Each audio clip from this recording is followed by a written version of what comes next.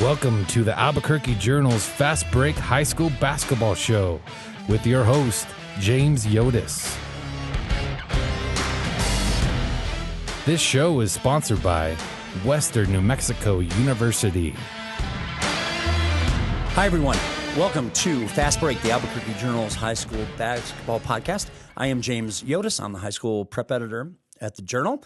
Welcome. It is Wednesday, February 7th, late afternoon as I sit down and record this week's show.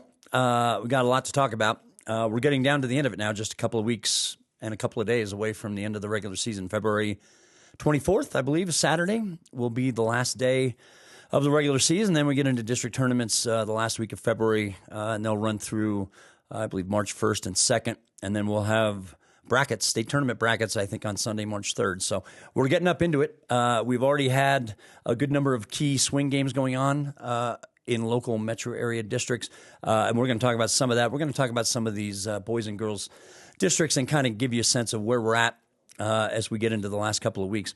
The first thing we're going to do is we're going to talk about Volcano Vista and Atrisco Heritage's boys. Volcano Vista, who's been ranked number one pretty much the whole year, with one exception earlier this year when Farmington kind of slid into the top spot. Volcano had a road game on Tuesday night at Atrisco Heritage. Volcano played fantastic, great first half, got up 25 in the first half. Second half was really just not much going on. Volcano wins 69-52. However, with about 90 seconds left in this game, and by then, both teams, I believe, had pulled all of their starters. I know Volcano Vista had, and I'm pretty sure Atrisco Heritage had as well. All the reserves were on the floor. We had an issue near the end of this game. We had some pushing and shoving going on between athletes on the floor. And we also had some players leave the bench area as a result of this. Now, I mention this because the word came down today, Wednesday, that 3 Atrisco Heritage kids and 3 Volcano Vista kids have all been suspended for a single game. This will be tomorrow. Atrisco Heritage plays Cibola. Volcano Vista is playing at Cleveland, which, of course, has been a great rivalry this year. I do not know, as I sit here, I do not know which kids have been suspended for Volcano Vista. I do not believe Atrisco Heritage's suspensions will interfere too much with them. Cibola has been a little bit down. Atrisco, I'm sure, feels comfortable they can move forward. I do not know which Volcano Vista kids have been suspended for this game, and we'll know soon enough. As this podcast will drop sometime on Thursday. So if you're hearing me, the podcast is coming out Thursday. The game between Volcano and Cleveland will be Thursday night. It'll be pretty easy to figure out which players are in the game and in the lineup and which are not. But we don't know yet which Volcano players have been popped. I can tell you from talking to Sally Marquez at the New Mexico Activities Association that 4 of the players that were suspended from each team were already in the game, and the other 2 were not. So, like I said, all the starters for both teams had pretty much exited the game because it was already been decided. So that will be interesting, more from the Volcano Cleveland standpoint, I think, than Atrisco and Cibola, since we don't know which players for Volcano will be in uniform on Thursday night. So, having said that, we still need to talk about just how much Volcano Vista has been dominating the landscape. I mean, aside from a loss to Cleveland at the Hobbs tournament, which is between Christmas and New Year's, Volcano Vista is 21-1. They've been winning, and convincingly so, against most of the top teams on their schedule. That includes Atrisco, Oregon Mountain, Sandia. They've played a good number of these teams, La Cueva. And, Atrisco Heritage is the last team. We're coming on 2 years on this now. Atrisco Heritage, at the end of April in 2021, was the last team to beat Volcano Vista other than Cleveland. Now, Cleveland's beaten Volcano once this year. They beat them once, I think, last year. The only team other than Cleveland that's beaten Volcano over the last 3 years is Atrisco, or the last team to beat them other than Cleveland is Atrisco, and that goes back to April of 21, which was the pandemic year, which didn't even start until, I think, April anyway. We only played like 10 or 12 games that year anyway. So it has been a completely dominant run this season by Volcano, they are now firmly in first place in District 1-5A. Atrisco Heritage is in second place, a game ahead of Cleveland. Atrisco has already beaten Cleveland. So the hierarchy is being set. Of course, Volcano still has to play Atrisco again, still has to play Cleveland again. Cleveland still has to play Atrisco Heritage again. So still several important games coming up. But yeah, Volcano Vista has been so incredibly dominant. If you're talking about a full season, outside of that pandemic season in 2021, you have to go back to March of 2020. So that's almost 3 full years ago since Volcano Vista lost a game during a full season. That was to Las Cruces. I think that was the semifinals that year in an empty pit. That was the week the pandemic hit and forced the fans out in the middle of the week. So Volcano Vista continues to cruise along. David Lund, their freshman, 26 points in this win over Atrisco. Kenny Neguino, their outstanding junior forward, had 19 points, 14 rebounds. So Volcano Vista continues to show the way there. I want to talk about the other two metro area districts among the 5A schools. We'll start with 2-5A. West Mesa is 4-0 in the district, leading the district, which is a bit of a surprise to some people, including me. West Mesa is playing second place Sandia tonight, Wednesday night. So as you see this, that game will already have been played.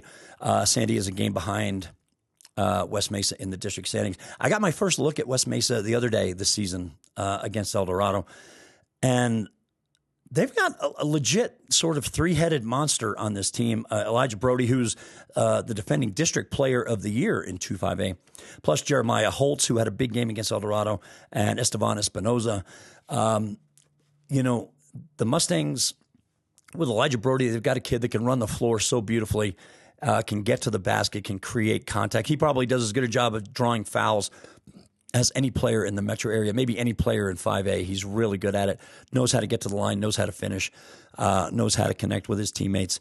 Holtz and Espinoza give West Mesa that extra shooting element. Now, keep in mind, West Mesa was a top 4 seed at state last year, but they were rebuilding a bit this year. Elijah Brody was really the only mainstay that was back off this team. Most of these other guys, some of them may have been on varsity but didn't play key minutes. Others just were on the junior varsity, a good JV team.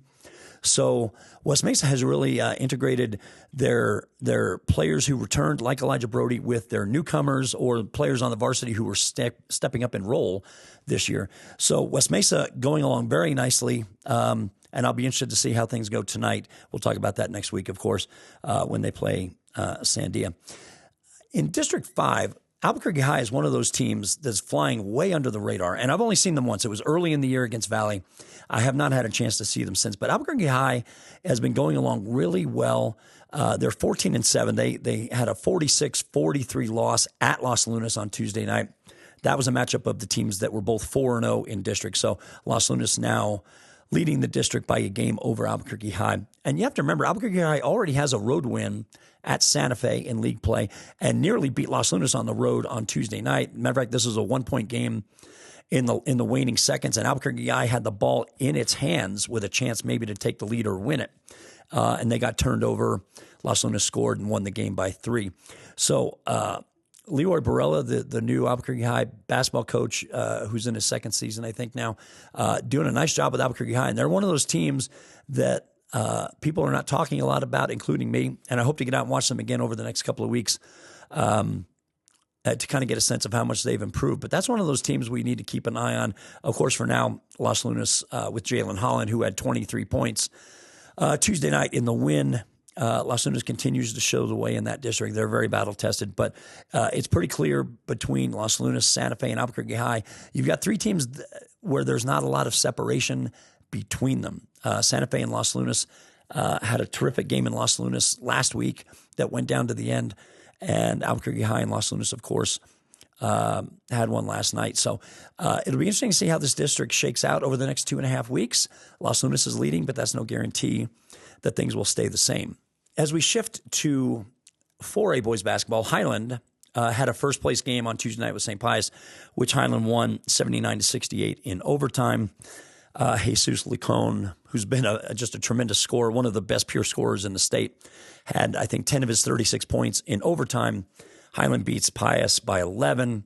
It is the second time this year Highland has beaten St. Pius in overtime. They played at the Rio Rancho tournament back during the holidays as well. Highland is actually 4-0 in overtime this year. They beat West Mesa in a close overtime game. They beat Centennial in an overtime game thriller. Now these 2 wins over St. Pius. Highland has been involved in just an unusually large number of close games this year, not just the overtime games, but games decided by maybe 5 or fewer points. And Highland has shown really well so far, and their losses are nothing to sneeze at. So Highland now leads that district. That is District 5-4A. They now lead St. Pius by a game. And Highland, yeah, they're going to be one of those teams that's going to be really interesting to watch. They had a little bit of a hiccup in the first half against Academy outside of their district, but Highland can play with any of the top teams in the state, Hope, Academy, Valley, whoever. So we'll have to see how that district shakes out. But Highland's one of those teams, when you have a scorer like Lacone, who's very much like Bella Hines is for El Dorado or Jalen Holland is for Los Lunas, an individual who can put a team on his or her back with their scoring efforts. Boy, that's going to be really interesting to watch when we get into March. So Highland has a game lead now on St. Pius. On Friday night, which is the game I'll be at, we have Valley and Albuquerque Academy's boys playing for the lead in District 6-4A. Valley has already beaten Academy once, so this is the rematch. Valley wins this game. That's going to put them in a better position. Now, Valley, of course, had a loss to Hope recently. But if Valley can sweep Academy, which is going to be extremely difficult, that's going to put Valley in a good spot to go on and win the regular season as long as they take care of business against Hope Christian. Now, of course, if you're Academy, the defending state champion, this is a super important game because Academy got a break when Valley lost to Hope. So Academy has a chance to kind of jump back into the lead in this district if they can win at home. This game will be at Academy on Friday night. So I will be at that one, and we'll look forward to breaking that one down next week as well. Education and training at Western New Mexico University is accessible from every corner of the land of enchantment, providing limitless opportunities for success for more than a century. And now, through the New Mexico Opportunity Scholarship, tuition and fees are covered for anyone looking to start or start over. Along with free tuition, books are always included for every WNMU student. Assuring your only worry is how far you can actually go. Lift off toward your future and endless potential at WNMU today. Okay, let's shift gears now. Let's talk some girls basketball. The game that caught my eye Tuesday night, like I said, as I do this podcast, it's Wednesday. El Dorado went into La Cueva and just hammered La Cueva 63-40. Bella Hines had 43 points, 6 3-pointers in a victory for El Dorado. El Dorado is now in third place in District 2-5A behind Sandia and behind Farmington.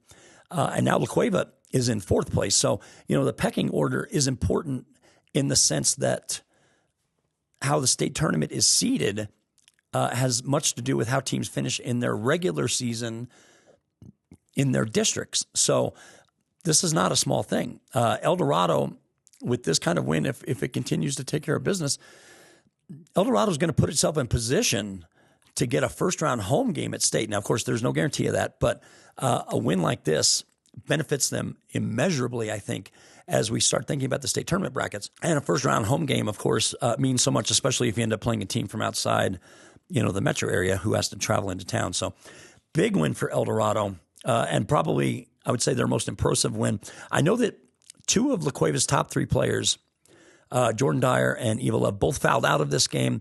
As I sit here, I can't tell you precisely how much foul trouble either or both of them were in last night, but I suspect it must have been significant because El Dorado beating La Cueva by 23 doesn't quite compute unless you factor in 2 of La Cueva's best kids sitting out a good number of minutes because of foul trouble.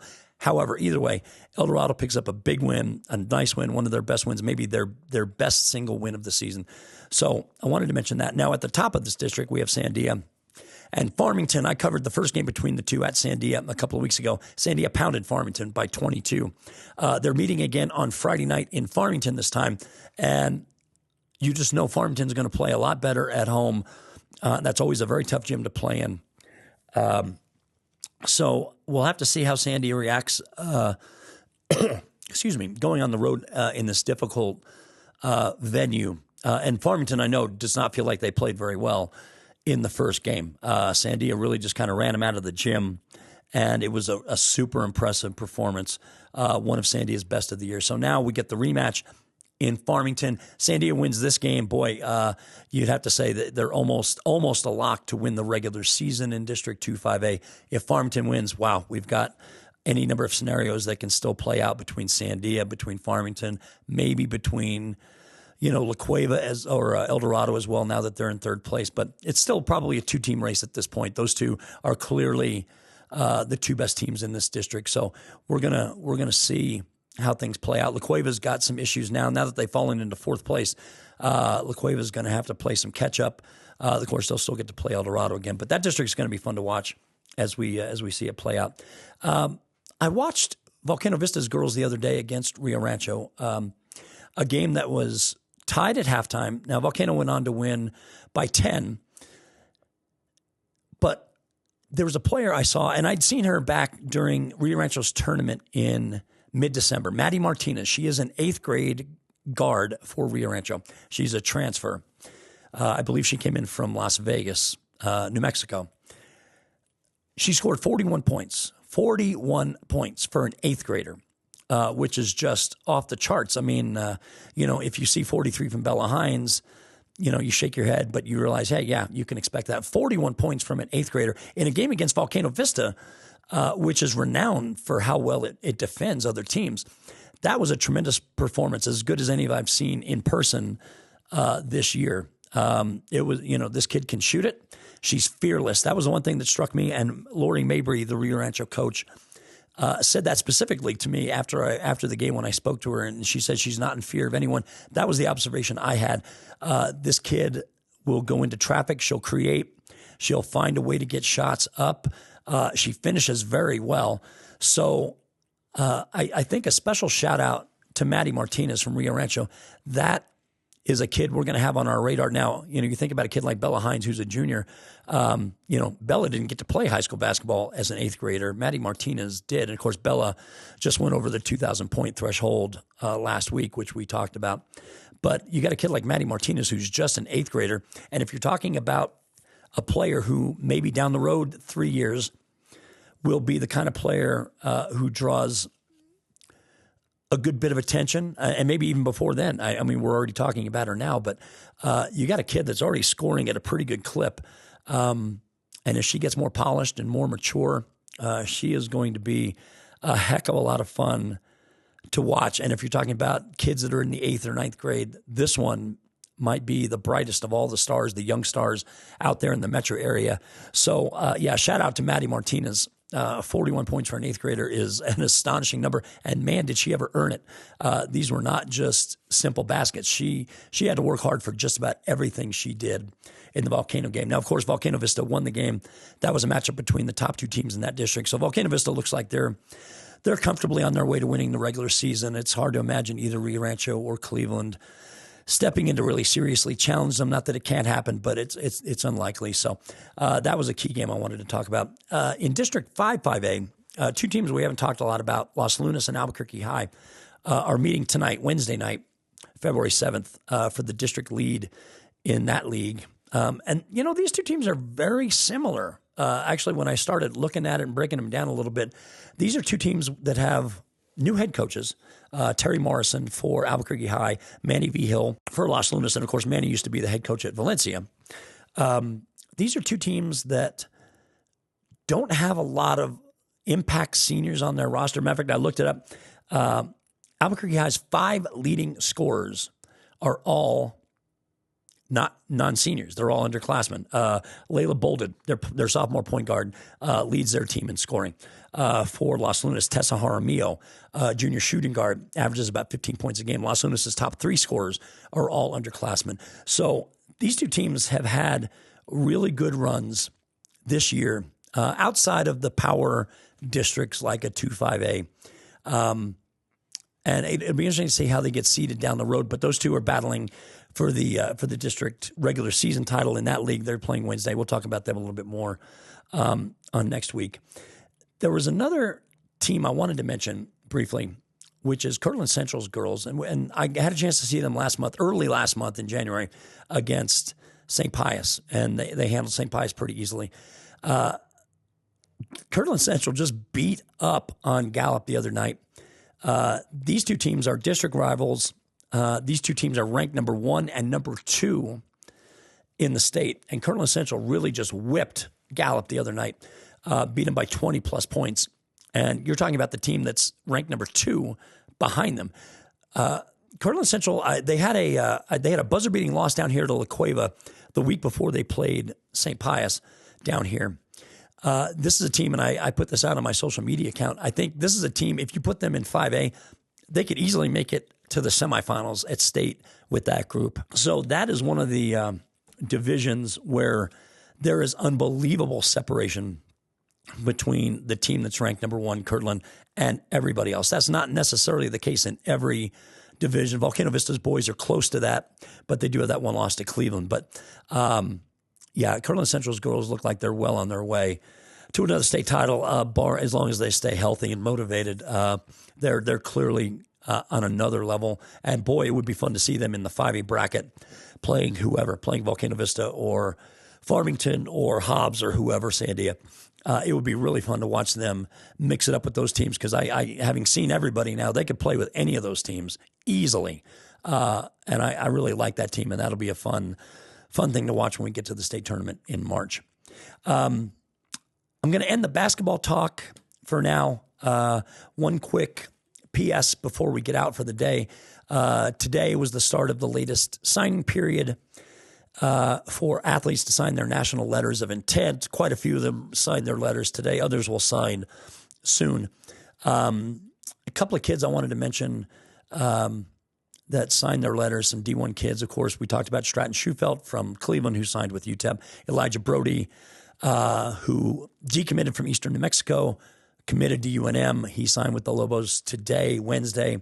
And another local athlete that signed with the Lobos is Savannah Sanchez, the great Hope Christian forward from their soccer team, their state championship soccer team. She led the state in goals last year with 46. I think she scored about $170 in terms of goals during her high school career with the Huskies. She was by far the state's leading scorer. She only recently committed to UNM verbally within the last 10 days or so. She took a visit. She had been weighing some other options. And she told me the other day that, she just felt like the fit with UNM was good. She liked the thought of staying home. So UNM with a great get to get a kid like Savannah Sanchez, who was looking at some other schools outside the state. And ultimately she realized from what she told me, she thought at first she wanted to leave the state, and then she realized she didn't. So UNM, which does a pretty good job of recruiting local girls soccer players, is going to get Savannah Sanchez, and that'll be a nice pickup. And she's a big kid. She's 5'8". She's bigger than most kids, at least here in the metro area. So she should be able to segue pretty nicely, I think, into the college game. And of course, we had any number of other signings going on all across, not just the Albuquerque metro area, but New Mexico in general. I'll have a big list coming up in the Thursday Journal with lists of kids who have signed their national letters of intent, their sport, their college. So if you happen to see this list and there's somebody missing, please let me know. We'll get them added. In the meantime, that kind of caps things for me this week. I appreciate you sitting in with me. You can find the podcast at abqjournal.com. You can find it on YouTube as well. Same with Jeff Grammer's Lobo Men's Basketball podcast, which are very popular. He's on many platforms, including the two I just mentioned. So we will be back next week. In the meantime, we encourage you to please read, hear, watch what we have for you. Have a great week, and we will talk to you in 7 days.